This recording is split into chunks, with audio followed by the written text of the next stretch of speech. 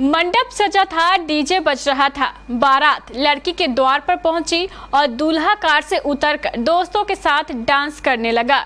DJ की धुन पर उसका डिस्को डांस इतना लंबा चला कि लड़की का पिता और दुल्हन दोनों नाराज हो गए। बस फिर क्या था, दूल्हे राजा की किस्मत ही फूट गई और उनकी दुल्हनिया किसी और के साथ चल दी।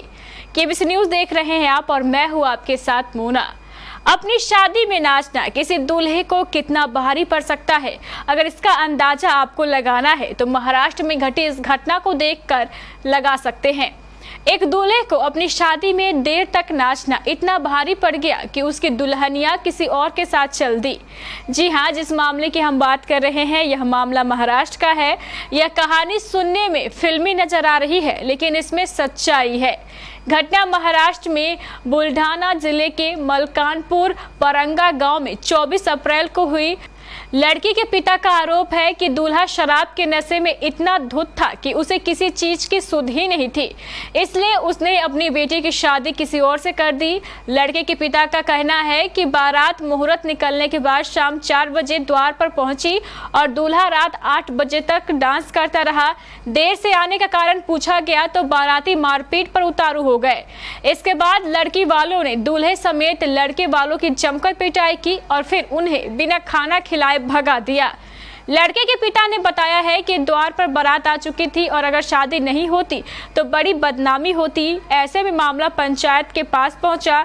इसमें तय हुआ कि इसी मंडप में लड़की की शादी होगी, लेकिन किसी और के साथ।